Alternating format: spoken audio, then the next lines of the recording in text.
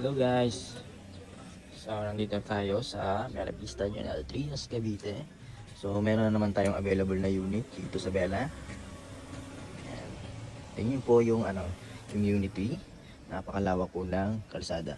May mag-parking sa labas, pero may parking tayong sarili. Pwede tayong mag-park doon. Okay. Kaya nga lang po mataas po ito, no? So ito ang available namin. So ganitong pinakang turnover nyo. Yan. Ano siya, bear type na bear type po. So ito nga pala, reopen unit. Yan. So halos same sila ng foreclose. So for mga foreclose po yung mga pag-ibig, bank financing. Ito po reopen unit under the developer po. So ito nga po pala is 50 square meter. Lot area niya. Ang floor area naman po niya is 53. Sa mga nagtatanong, ito po ang ano niya, 25 square meter ang dito sa baba. And then sa taas, 28 square meter.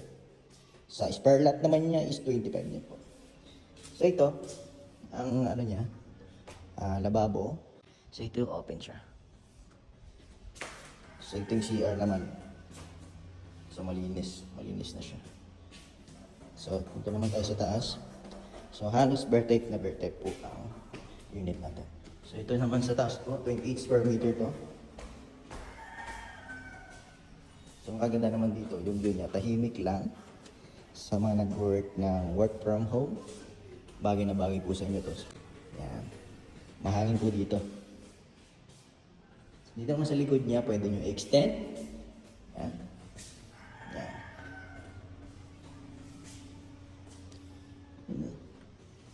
Sa likod niya. So ito po, 15K na ang reservation niya. No down payment po tayo dito. Naka-promo po si developer.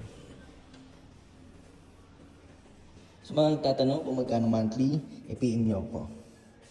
Usap tayo. Okay, bye-bye.